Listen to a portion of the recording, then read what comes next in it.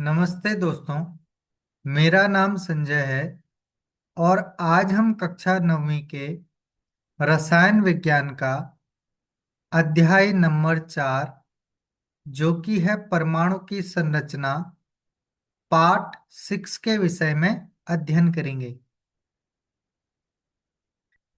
इस वीडियो में हम ये समझने का प्रयास करेंगे कि विभिन्न कक्षाओं में इलेक्ट्रॉन कैसे वितरित होते हैं और इसके अतिरिक्त हम कुछ प्रश्नों और उससे संबंधित उत्तरों को समझने का प्रयास करेंगे। तो पहले हम ये समझने का प्रयास करते हैं कि विभिन्न कक्षाओं में इलेक्ट्रॉन कैसे वितरित होते हैं। परमाणु की विभिन्न कक्षाओं में इलेक्ट्रॉनों के वितरण के लिए बोर और बरी ने कुछ नियम प्रस्तुत किए जिसे बोर बरी स्कीम के नाम से जाना जाता है। तो यहाँ पर हम बोर बरी स्कीम के नियम से ही विभिन्न कक्षाओं में इलेक्ट्रॉनों का वितरण करते हैं, जिसमें पहला मुख्य बिंदु है कि इन नियमों के अनुसार किसी कक्षा में उपस्थित अधिकतम इलेक्ट्रॉनों की संख्या को सूत्र 2n² से दर्शाया जाता है, जहां n कक्षा की संख्या या ऊर्जा स्तर है। तो बोरबरी स्कीम के अनुसार किसी कक्षा में उपस्थित अधिकतम इलेक्ट्रॉन की संख्या को सूत्र 2n² से दर्शाया जाता है और यहाँ पर n जो है वो कक्षा की संख्या या ऊर्जा स्तर होता है। इसलिए इलेक्ट्रॉनों की अधिकतम संख्या पहले या के कोष में होगी, यानी 2 × 1 का स्क्वायर 1। दूसरे केस यानी कि दूसरे कक्ष यानी कि एल कोष में अधिकतम इलेक्ट्रॉनों की संख्या होगी 2 × 2 की घात 2, क्योंकि एन की वहां पर एन की संख्या 2 हो जाएगी। तो ये आ जाएगा 8। 2 का स्क्वायर 4 × 2 8। तीसरे कक्ष या एम कोष के लिए अधिकतम इलेक्ट्रॉन की संख्या होगी 2 × 3 का घात 2। तो ये आ जाएगा 18। और चौथे कक्ष यानी कि एन कोष के लिए इलेक्ट्रॉन की अधिकतम संख्या हो जाएगी 32। तो इस प्रकार से किसी भी कक्षा में इलेक्ट्रॉन की अधिकतम संख्या को सूत्र 2n² से दर्शाया जाता है और इसी सूत्र से के कोष या पहले कोष में अधिकतम इलेक्ट्रॉन की संख्या 2, दूसरे कोष में अधिकतम इलेक्ट्रॉन की संख्या 8, तीसरे कोष में या एम कोष में इलेक्ट्रॉन की अधिकतम संख्या 18 और चौथे यानी कि एन कोष में इलेक्ट्रॉन की अधिकतम संख्या 32 होगी।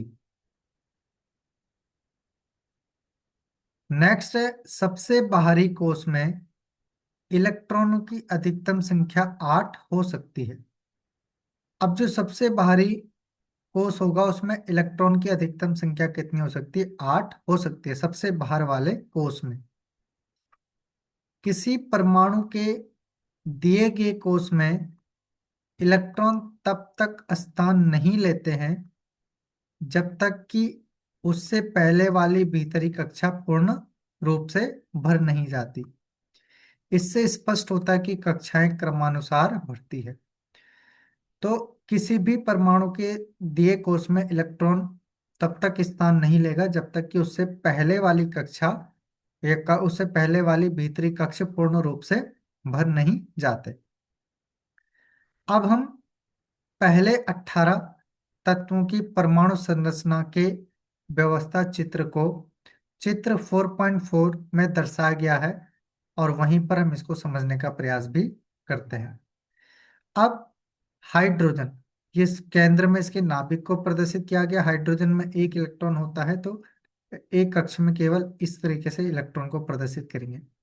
हीलियम में 2 हैं, तो पहले कक्ष में अधिकतम 2 इलेक्ट्रॉन हो सकते हैं, तो इसमें 2 इलेक्ट्रॉन इस तरीके से आ जाएगा। लिथियम के पास 3 इलेक्ट्रॉन होते हैं, तो इलेक्ट्रॉन वितरण पहली कक्षा में 2 हो सकते हैं।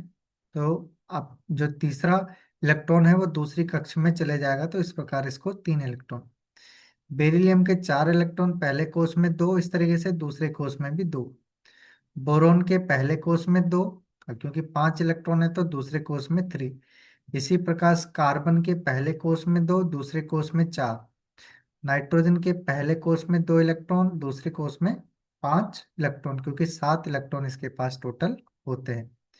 इसी प्रकार ऑक्सीजन के पास टोटल 8 इलेक्ट्रॉन होते हैं, तो पहले कोष में 2 इलेक्ट्रॉन और उसके बाद दूसरे कोष में 6 इलेक्ट्रॉन, तो इस प्रकार इसके पास टोटल हो जाएंगे 8 इलेक्ट्रॉन।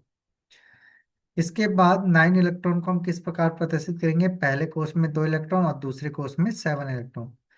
तो फ्लोरीन के पहले कोष में 2 इलेक्ट्रॉन, दूसरे कोष में 7 इलेक्ट्रॉन, यानी कि इसके पास टोटल होते हैं 9 इलेक्ट्रॉन। इसके बाद नियोन के पास पहले कोष में 2 इलेक्ट्रॉन और दूसरे कोष में 8 इलेक्ट्रॉन, तो दूसरे कोष में 8 ही आ सकता है।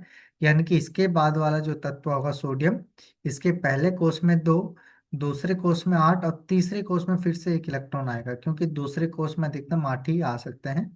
तो इस प्रकार से इनमें इलेक्ट्रॉनों का वितरण किया जाता है। मैग्नीशियम में 12 इलेक्ट्रॉन होते हैं, तो पहले कोष में 2, दूसरे कोष में 8, तीसरे कोष में फिर से 2, तो 2 8 2 ये क्रम रहेगा इलेक्ट्रॉन के वितरण का। एल्यूमिनियम में 13 इलेक्ट्रॉन है, पहले कोष में 2, दूसरे कोष में 8 और तीसरे कोष में 3। इसी प्रकार सिलिकॉन में पहले कोष में 2, दूसरे में 8, तीसरे में 4। तो इस प्रकार से फास्फोरस के पहले कोष में 2, दूसरे में 8, तीसरे में 5। तो इस प्रकार से इसके पास टोटल 15 इलेक्ट्रॉन होते हैं। तो पहले कोष में 2, दूसरे में 8, 8 और 2 10 और तीसरे में 5, यानी कि 15 इलेक्ट्रॉन होते हैं। अब इसी तरीके से हम सल्फर, क्लोरीन, आर्गन, इनका भी इलेक्ट्रॉनिक विन्यास यानी कि परमाणु में इलेक्ट्रॉनों का वितरण, इसको यहाँ पर इस प्रकार से करते हैं। तो यहाँ पर आप परमाणु में इलेक्ट्रॉन किस तरीके से वितरण करते हैं इलेक्ट्रॉनों का, इसको यहाँ पर समझ गए होंगे। ठीक है, बोरबेरी नियम के अनुसार करते हैं, और उन्होंने नियम दिया है कि अधिकतम इलेक्ट्रॉन की संख्या किसी कोष में 2n² होगी, किसी। तो इस प्रकार से हम उसी रूल से, उसी सूत्र से इलेक्ट्रॉन विन्यास यहाँ पर, इलेक्ट्रॉनों का वितरण यहाँ पर करते हैं किसी भी परमाणु में।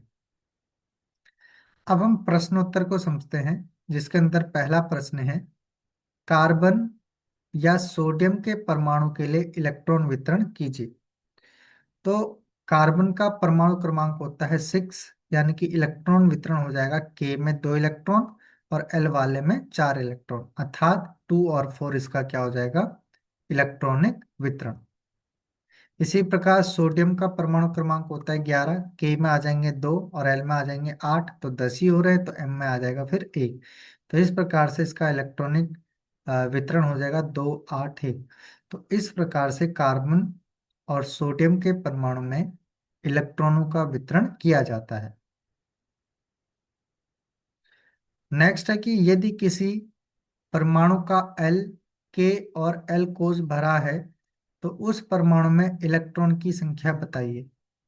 अब K कोष में अधिकतम 2 इलेक्ट्रॉन आते हैं, L कोष में अधिकतम 8 इलेक्ट्रॉन आते हैं, तो इसलिए कुल इलेक्ट्रॉन हो जाएंगे 2 + 8 यानी कि 10 इलेक्ट्रॉन। और 10 इलेक्ट्रॉन, तो ऐसे परमाणु में टोटल कितने इलेक्ट्रॉन हो जाएंगे, 10 इलेक्ट्रॉन, क्योंकि K में 2 इलेक्ट्रॉन आते हैं अधिकतम और L वाले में 8 इलेक्ट्रॉन आते हैं। तो इन दोनों को जोड़ देंगे, तो इन दोनों का योग आ जाएगा 10। तो यानी कि ऐसे परमाणु के पास टोटल 10 इलेक्ट्रॉन होंगे। आज के लिए इस वीडियो में इतना ही। नेक्स्ट वीडियो में हम समझेंगे संयोजकता क्या होती है, तो इसको हम समझेंगे नेक्स्ट वीडियो में। तो मिलते हैं नेक्स्ट वीडियो में।